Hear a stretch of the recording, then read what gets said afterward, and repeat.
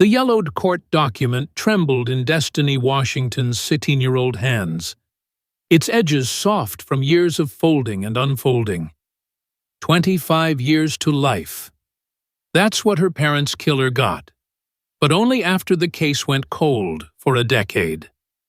She smoothed the paper against her bedroom desk, fingers tracing the faded words, "Justice delayed but not denied," that someone had written in the margin. Maybe the court clerk. Maybe the prosecutor. Whoever it was understood that sometimes the law moves like molasses in January. But it moves. You just have to know how to make it move. Outside her window, Detroit's east side stretched gray and tired in the October morning. Ms. Eleanor was already up, her great-aunt's voice drifting from the kitchen as she talked on the phone about some legal document from her paralegal days. The woman who'd taken Destiny in after 2 years of sleeping in abandoned buildings never stopped fighting other people's battles, even in retirement. "Baby, you gonna be late," Eleanor called. "And remember what I told you about that Preston Academy. Just because they gave you a scholarship doesn't mean—" "They own me. I know, Auntie." Destiny tucked the court document into her backpack between her advanced chemistry textbook and a library copy of Michigan-compiled laws. Most kids at Preston carried designer bags. She carried evidence. The bus ride from the east side to Preston Academy in Bloomfield Hills took 90 minutes and crossed more than just miles. It crossed decades of redlining, centuries of segregation. And every morning, when Destiny stepped off that bus, she felt the weight of being the only black face in a sea of privilege that wore its power like cologne, expensive and suffocating. But today felt different. Today. The security camera she'd been documenting for weeks was finally fixed, its red light blinking steadily above the main entrance. Today. She'd filed her third complaint about Logan Fitzgerald with the school administration, this time with screenshots of his text messages that clearly violated Michigan Penal Code Section 750.4411 sins. Today. Something had to change. She was wrong. Today, everything would explode. The hallway outside the administrative office smelled like fresh paint and old money. Destiny sat on the leather bench, backpack at her feet, watching Principal Morrison's door through the frosted glass. She could see shapes moving 3 figures, maybe 4. Voices rose and fell, but one laugh cut through clear and sharp. Logan Fitzgerald's laugh, the kind of laugh that comes from knowing your mother is a judge, your father is a state senator, and your uncle runs the prosecutor's office. The door opened. Logan walked out first, that perpetual smirk plastered across his face like a billboard advertising his immunity. Behind him, Principal Morrison looked like he'd aged 5 years in 30 minutes. Their eyes met Destiny's and the principal's, and in that moment, she knew. "Miss Washington," Morrison's voice cracked slightly, "I've reviewed your complaint. After thorough investigation, we've determined this was a misunderstanding between students. I trust you'll find a way to work things out." The words hit her chest like cold water. She'd given them everything, screenshots, dates, witness names. Emma Sullivan had finally agreed to come forward about what Logan did to her at last year's winter formal. 3 other girls had signed affidavits. A misunderstanding. Destiny kept her voice level. A skill learned from watching court videos at the library. He threatened to, "That's enough." Morrison cut her off. "The matter is closed. Logan has agreed to apologize." Logan's smirk widened. "Sorry you're so sensitive, scholarship girl." He leaned closer as he passed, his cologne making her stomach turn. "My mom says hi, by the way, Judge Fitzgerald really admires students who know their place. The rage that bloomed in Destiny's chest was familiar, almost comfortable. It was the same rage she'd felt standing over her parents' graves. Knowing their killer walked free for 10 years because the case got buried under bureaucracy and bribes. But rage without purpose was just noise. Ms. Eleanor had taught her that. "Thank you for your time, Principal Morrison." She stood, shouldering her backpack. "I'll need a copy of your investigation report for my records." Morrison's face went pale. That's not necessary. Michigan's Freedom of Information Act says otherwise." She pulled out her phone, already recording. Legal in Michigan, one-party consent state. "Should I file the FOIA request now, or will you have it ready by end of day?" Logan's laugh died. Morrison's hands clenched. The secretary behind the desk stopped typing. "End of day," Morrison managed. Destiny nodded and walked out, spine straight, even as she heard Logan whisper to his crew, "Looks like Scholarship Girl wants to play lawyer. Let's see how that works out for her." By lunch, the whispers had turned to shoves. By sixth period, the shoves had become threats. But Destiny had survived worse. She'd survived watching her parents bleed out on Woodward Avenue because they'd witnessed the wrong drug deal. She'd survived 2 years of eating from dumpsters and sleeping in abandoned houses before Ms. Eleanor found her. She'd survived learning that the system that was supposed to protect her had been bought and sold before she was even born. The library was her sanctuary. Between the law books and the smell of old paper, she could pretend the world made sense.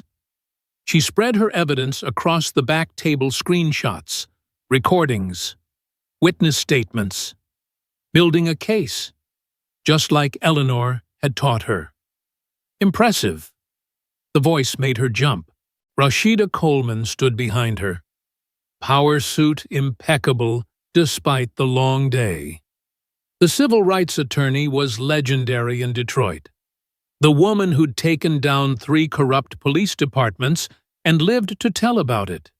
"Ms. Coleman," Destiny's voice barely whispered. "What are you?" Eleanor Washington called me. Said her grannies was building a federal case against Preston Academy. She pulled out a chair, movements deliberate and powerful. "Show me what you've got." For the next hour, Destiny laid out everything. The sexual assaults Logan had committed and covered up. The network of powerful parents protecting him.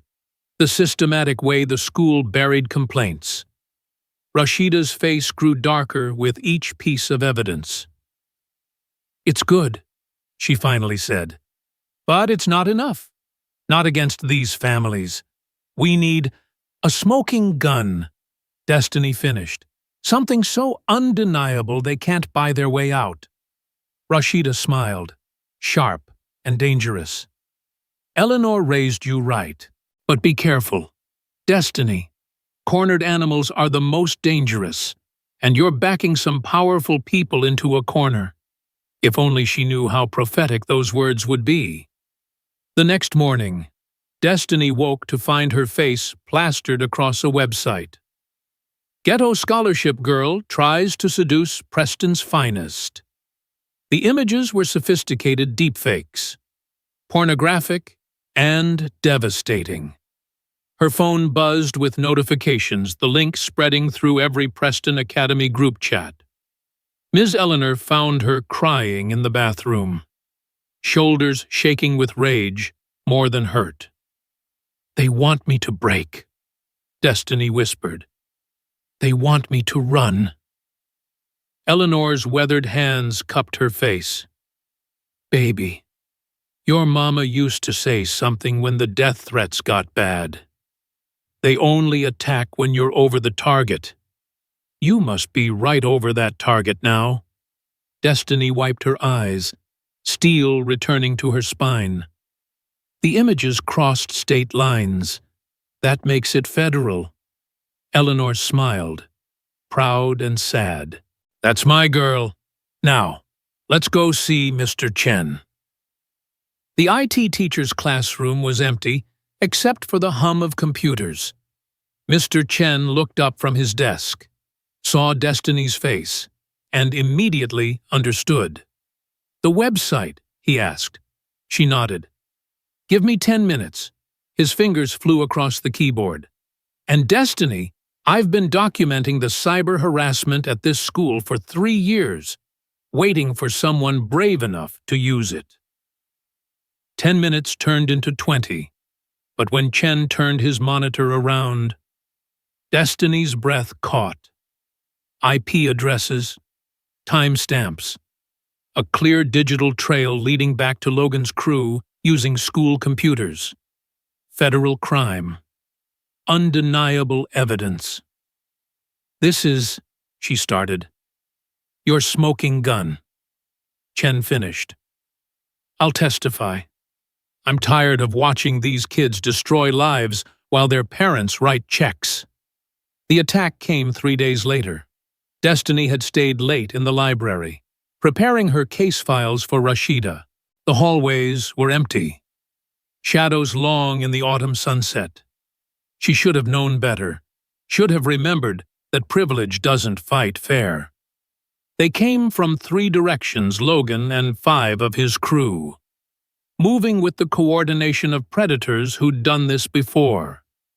Destiny's hand went to her phone, muscle memory from years of survival. But Tyler Morrison, the principal's son, knocked it from her grip. No recording this time. Scholarship, girl. Logan's voice dripped satisfaction. See, we learned something from your little legal games, but you're about to learn something too. Destiny backed against the lockers, mind calculating exits. 6 against 1. Hallway too narrow to run. Security cameras conveniently broken in this wing. She documented that last week, never thinking it would trap her. Sexual assault, kidnapping, and assault with intent, she said, voice steady despite her racing heart. That's 25 to life in Michigan. Your daddy's money won't. Logan's backhand caught her across the face, snapping her head sideways. Blood filled her mouth, copper and familiar. You think you're smart? He grabbed her braids, yanking her forward. Let me tell you what smart is. Smart is knowing your place. Smart is taking the scholarship and keeping your mouth shut. Smart is not trying to destroy families that built this state. They dragged her toward the back exit, her sneakers squeaking against the polished floor as she fought. But something had shifted in Destiny's mind. The pain, the helplessness, it all felt distant, like watching a movie about someone else's life. Her hand found her jacket pocket, fingers closing around the emergency beacon Ms. Eleanor had given her. One press, and it would call 911 with her GPS location. She pressed it, then let them drag her. The October air bit sharp and cold as they burst through the exit doors. The dumpster sat like a metal coffin behind the cafeteria, rust streaking its sides like dried blood. Destiny's mind catalogued everything, the smell of rotting food, the broken light that should have illuminated this area, the way Logan's crew formed a circle with practiced ease. You know what we do to rats where I come from. Logan's grip tightened on her arm. We put them where they belong. The dumpster lid crashed open. The smell hit her like a physical force, weeks of cafeteria waste mixed with something darker, older. They lifted her, and for a moment she was flying, then falling, then crashing into bags of garbage that burst under her weight. The lid slammed shut. Darkness, complete and suffocating. But Destiny Washington had lived in darkness before. had hidden in dumpsters when the foster homes got too dangerous, had learned that panic was a luxury she couldn't afford. Her phone, they'd knocked it away. But there, her emergency phone. The old flip phone Eleanor insisted she carry. Still in her back pocket.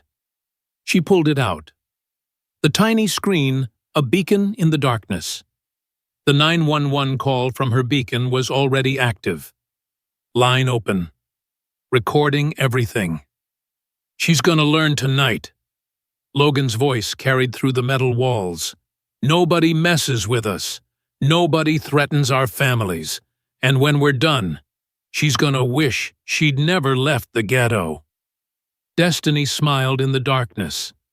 A real smile. Sharp and dangerous.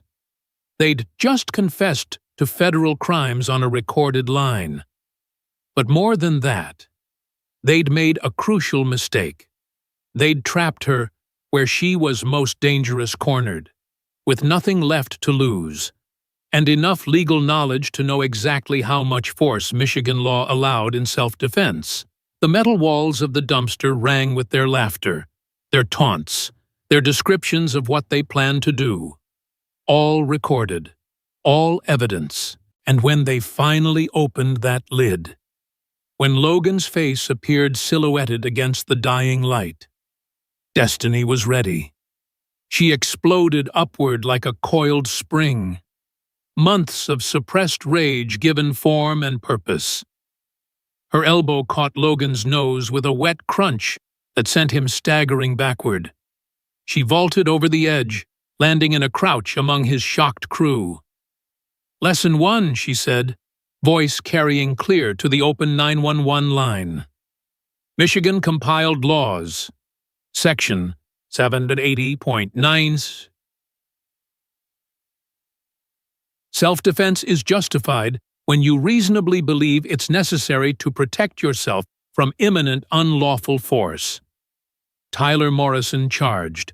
She sidestepped, using his momentum to send him crashing into the dumpster. The metal rang like a bell, and Tyler crumpled, ribs making a sound that would haunt him in court testimony later. "Lesson 2, Destiny continued, circling as the others tried to flank her. "Everything you say can and will be used against you, and you've been talking to an open 911 line for the past 10 minutes. The realization hit them like cold water. Logan, blood streaming from his nose, lunged at her with a roar. But rage makes you stupid. And Destiny had learned to fight smart in foster homes where stupid meant dead. She caught his wrist, pivoted, and used his own weight to drive him into the dumpster's edge. The impact was brutal, calculated enough to crack ribs, not enough to kill. Self-defense, proportional force, legally justified. One by one. They came at her. One by one. They met the metal walls of their own trap. She fought like someone who'd learned every move could be her last. Who'd memorized not just criminal law, but anatomy. Who knew exactly where to strike, to incapacitate without killing. When the sirens finally wailed in the distance, Logan and 3 others lay groaning on the ground. Destiny stood in the center, clothes torn, knuckles bloody, but unbroken, still recording. "Lesson 3, she said, loud enough for the approaching officers to hear. "Justice delayed is not justice denied. Not anymore." The police cruisers screeched into the parking lot, lights painting everything in reds and blues. Officer Janet Torres was first out, hand on her weapon until she saw the scene, one black girl standing among 6 injured boys from Preston's most powerful families. "She attacked us," Logan tried to scream through his broken nose. "My father will. Your father will want to hear the 911 kite." Parting. Officer Torres cut him off. Something like satisfaction in her voice. She'd been investigating complaints against these boys for 2 years, always shut down by politics. "Destiny Washington, are you hurt?" Destiny looked down at herself, bruised, bloody, but standing. "I need medical attention," she said carefully, "legally. And I want to press charges for kidnapping, assault, and attempted sexual assault. I have evidence." The paramedics arrived as Torres read rights to boys who'd never imagined they'd need them. Logan kept screaming about his father, his mother, his uncle, as if their names were magic spells that could undo recorded confessions. But Destiny had learned long ago that real magic came from understanding the rules of the system and using them like weapons. As they loaded her into the ambulance, she saw Rashida Coleman's car pull up, the lawyer already on her phone, voice carrying across the parking lot. "Yes, Your Honor, we need an emergency injunction. That's right. The senator's son. I have a recording." The paramedic, checking Destiny's vitals, paused. "You're smiling. Most kids would be in shock." Destiny thought about her parents, about justice delayed for 25 years, about every girl Logan had hurt while his family's money kept him safe. She thought about the federal charges coming, the civil lawsuit that would bankrupt Preston Academy, the investigation that would reach into every corrupt corner of Michigan's power structure. "I'm not most kids," she said simply. As the ambulance pulled away, she could see the news vans already arriving. By morning, the story would be everywhere. The scholarship girl who fought back, the teenager who turned a dumpster into a courtroom, the orphan who remembered that justice might be slow, but it was inevitable if you knew how to build the case. Her phone, the emergency flip phone still clutched in her bloody hand, buzzed with a text from Ms. Eleanor. "Saw the news alert. I'm proud of you, baby. Your parents would be too." Destiny closed her eyes, finally allowing herself to feel the weight of what had happened, what was still to come.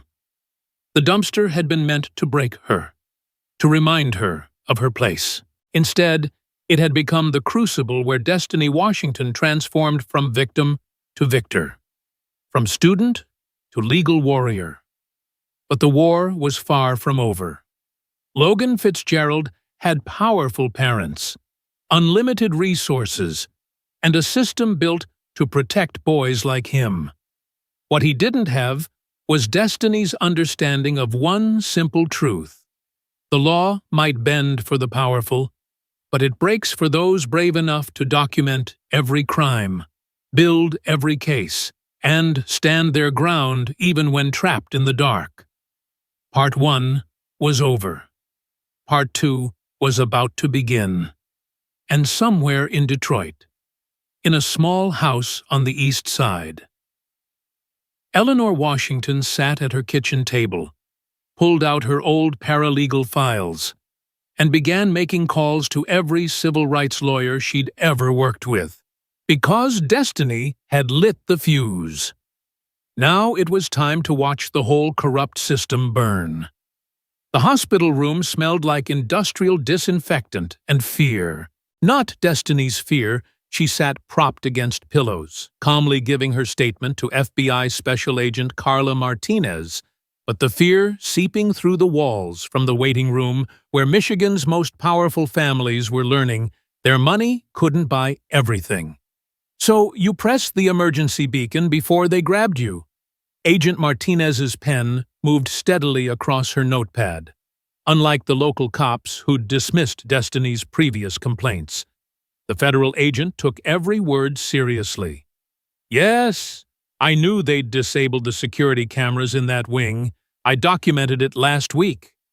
Destiny pulled up the photos on her phone, careful not to jar her bandaged ribs. "See the timestamp I sent copies to my attorney." Martinez studied the images. "You were building a case before the assault. I've been building a case since the first day Logan Fitzgerald sexually harassed Emma Sullivan.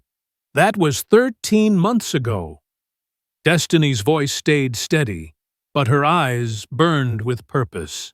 Preston Academy got $147 million in federal funding last year. Every Title IX violation is a federal crime. The agent's eyebrows rose. You know federal law. I know a lot of things. Destiny shifted, wincing at the movement.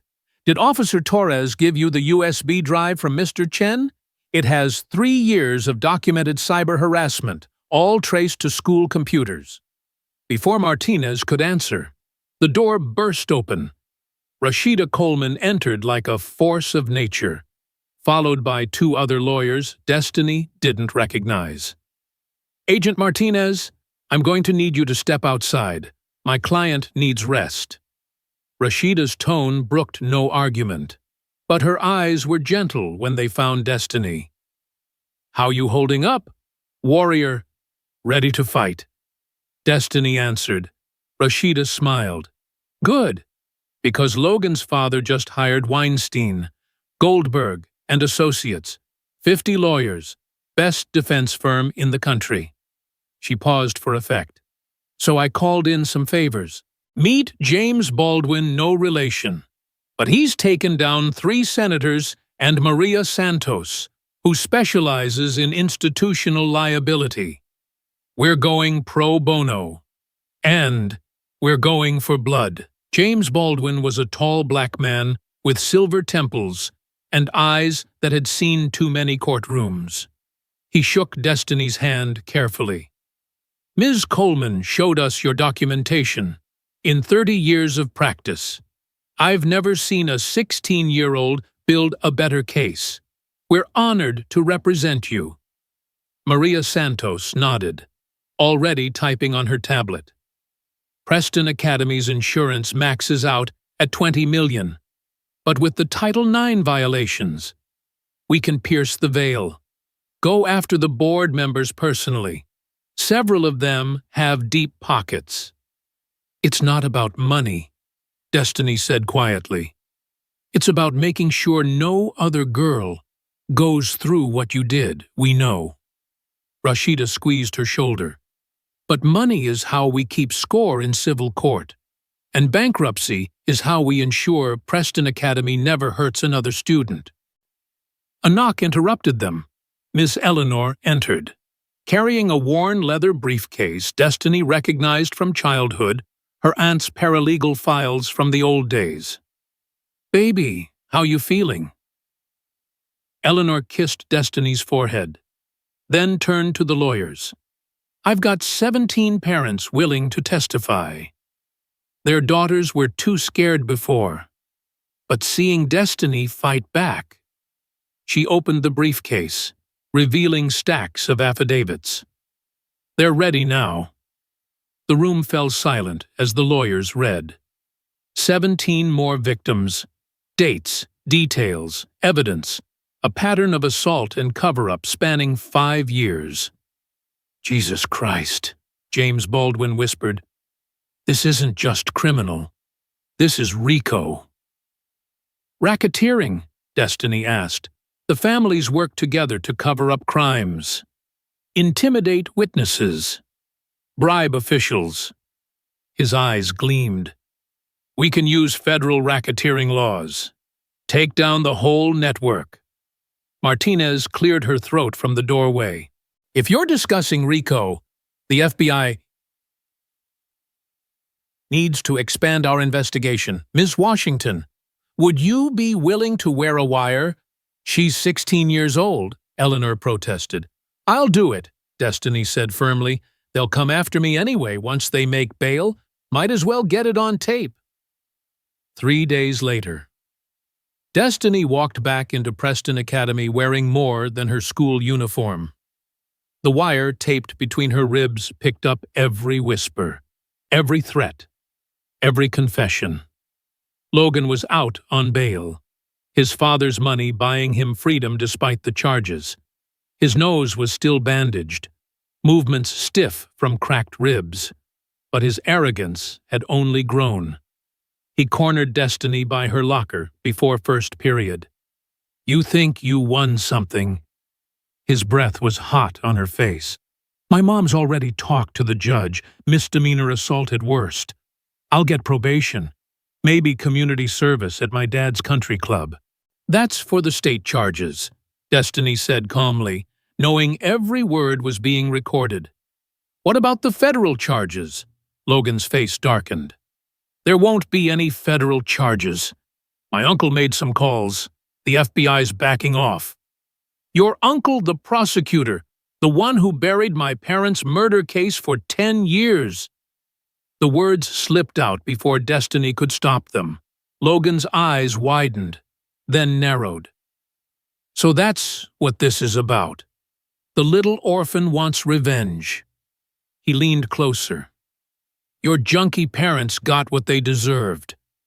Wrong place, wrong time. Just like you. The rage that flooded Destiny's chest was volcanic. But she held it down. Let him talk. Let him confess. My uncle told my dad about that case. Logan continued, drunk on his own power. Some gangbanger paid 50 grand to make it go away. Probably the same money that bought your scholarship. He laughed. Everything's connected. Scholarship, girl. Everything's for sale. Including justice, Destiny asked softly. Especially justice. Logan grabbed her arm, fingers digging into the bruises from the dumpster. Drop the charges, or I'll make sure you end up just like your parents. And this time, there won't even be a body to bury. The threat hung in the air like poison. Destiny stared into his eyes, seeing not just Logan, but the whole system that created him. The system that let her parents' killer walk free. The system that turned justice into a commodity for the highest bidder. No, she said simply. Logan's hand moved to strike her, but froze as Principal Morrison's voice boomed down the hallway. Mr. Fitzgerald, my office, now. The FBI moved that afternoon. 17 simultaneous raids across Michigan. Senator Fitzgerald arrested on the Senate floor. Judge Fitzgerald taken from her courtroom in handcuffs. The prosecutor uncle pulled from a golf course as news helicopters circled overhead. Destiny watched from Rashida's office as the coverage exploded across every channel. Breaking news, massive corruption ring exposed at elite prep school. The wire recording played on repeat, Logan confessing to his family's crimes, threatening a federal witness, admitting to knowledge of a murdered witness case. He gave us everything, Agent Martinez said, satisfaction thick in her voice. The murder case, the bribery, the cover-ups, 23 officials going down. What about my parents' case? Destiny asked quietly. Martinez's face softened. It's being reopened. The original killer flipped immediately when we played him Logan's recording. Full confession. He'll die in prison. Destiny closed her eyes, feeling something shift in her chest. Not closure. Nothing could bring her parents back, but maybe something like peace. The civil trial began 6 months later. By then, Preston Academy had already lost its accreditation. Federal funding stripped away.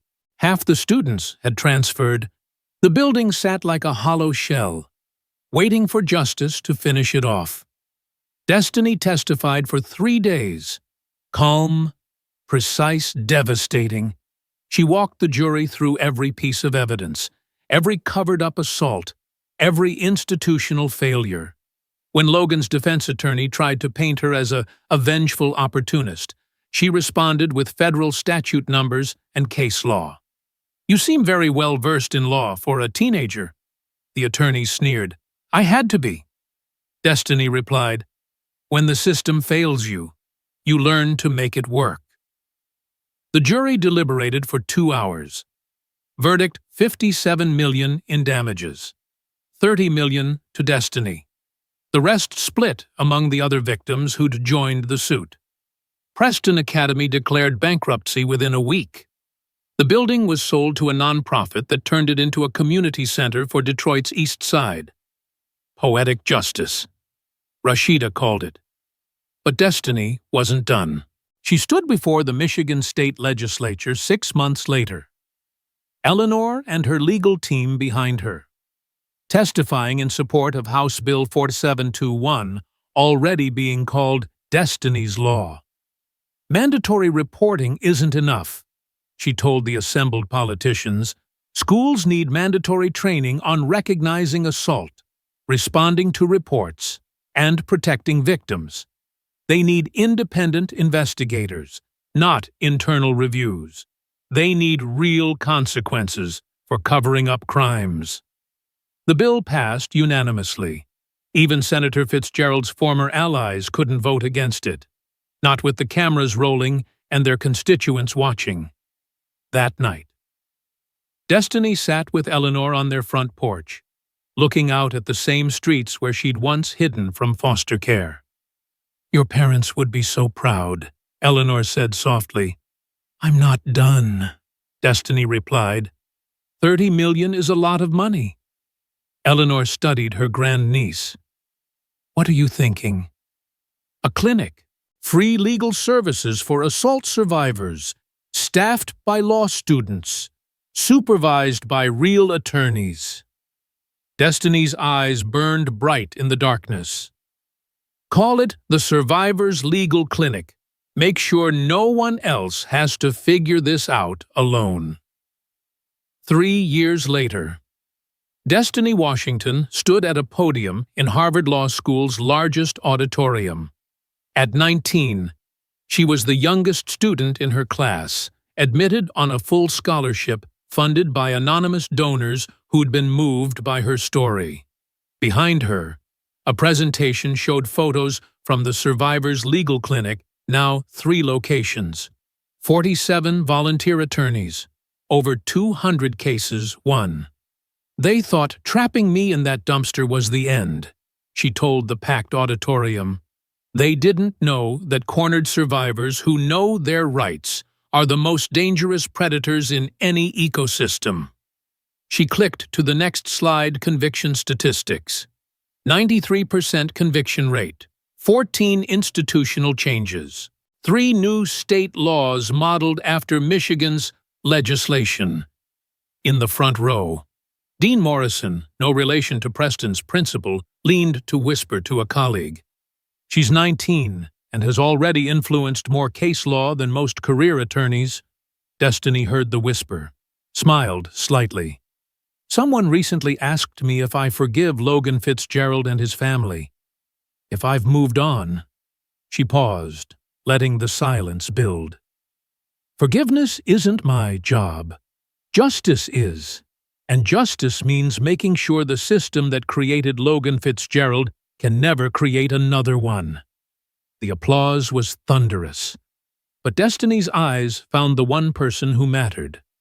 Ms. Eleanor sat in the 3rd row, clutching tissues, wearing her best church dress. After the speech, as students crowded around with questions, a young woman approached hesitantly. She was maybe 15, wearing a Preston Academy Survivor Support Group t-shirt. "I'm Emma," she said quietly. "Emma Sullivan.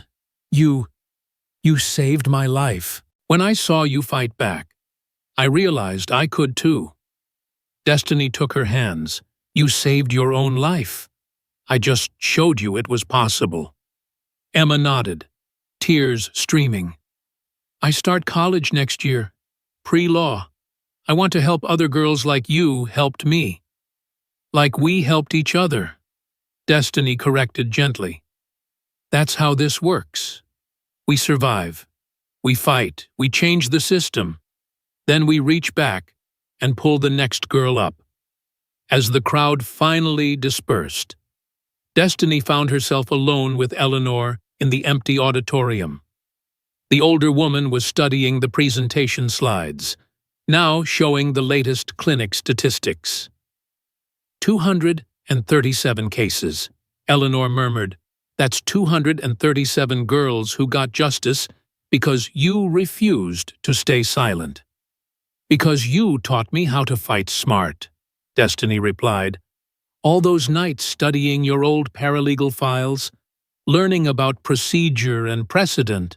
While Eleanor pulled out a faded photograph from her purse, Destiny's parents, young and smiling, holding baby Destiny between them. They were fighters, too. You know, your mama organized the neighborhood watch. Your daddy testified against 3 drug dealers, even after the threats started.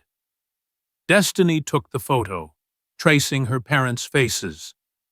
Logan said they were in the wrong place at the wrong time. No, baby. Eleanor's voice was fierce. They were in the right place, doing the right thing, just like you in that dumpster. Sometimes the right place is the most dangerous place. But that's where change happens. A knock interrupted them. Dean Morrison appeared in the doorway.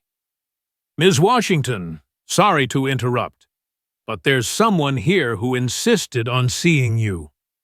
Behind him stood a woman in an expensive suit, face carefully composed despite red-rimmed eyes. She looked familiar, but Destiny couldn't place her until she spoke. I'm Patricia Fitzgerald, Logan's mother, former Judge Fitzgerald. Her voice cracked on former. I came to apologize and to ask for your help. Destiny stiffened, but Eleanor touched her arm gently. Hear her out, baby. Patricia Fitzgerald looked smaller than she had in her judge's robes, older than her 50 years. My daughter, Logan's sister Lauren, she's 15 yesterday. She told me what he did to her for years, what I helped cover up without knowing. Tears fell freely now. I need help prosecuting my own son. My other colleagues won't take the case. They say I'm radioactive. But I heard about your clinic. The irony was sharp enough to cut.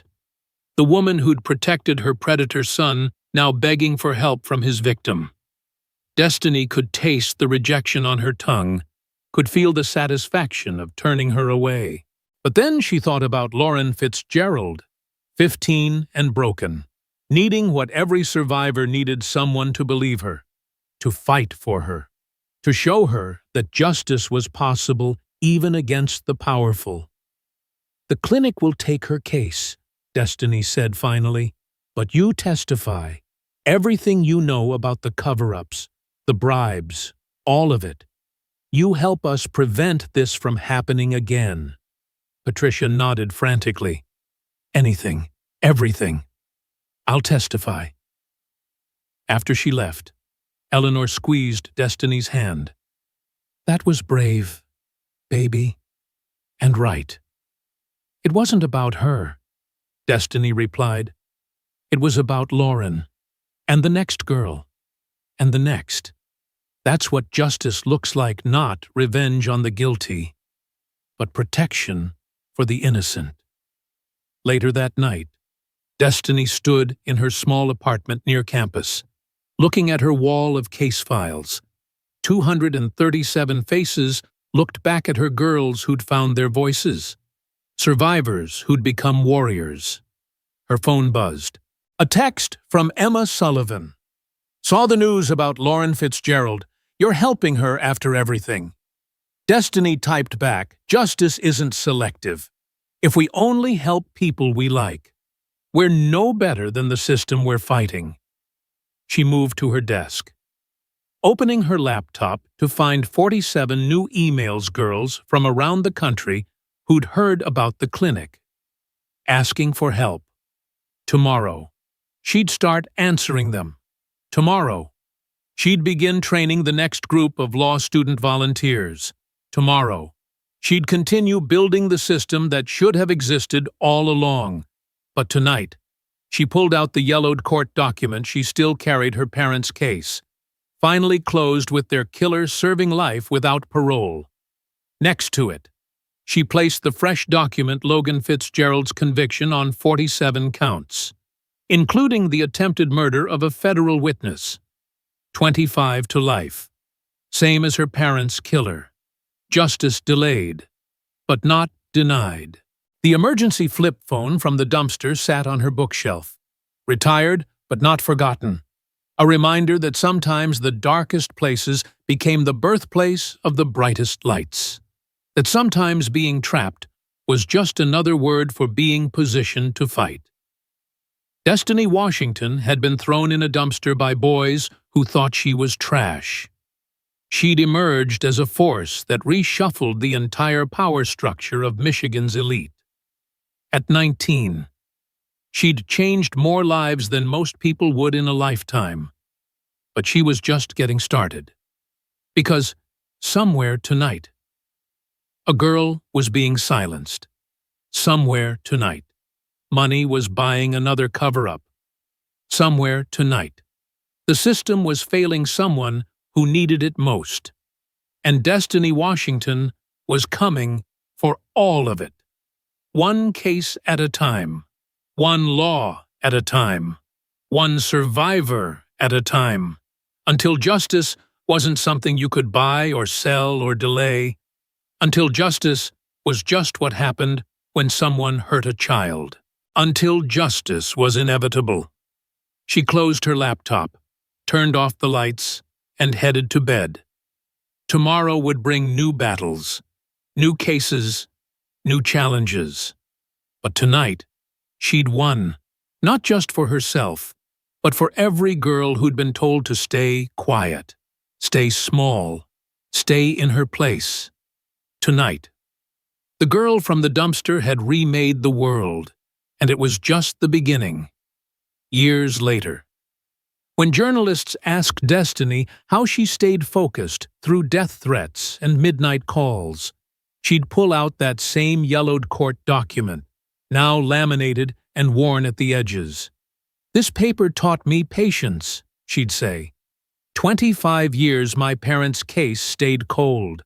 But justice has its own timeline. You just have to outlast the lies.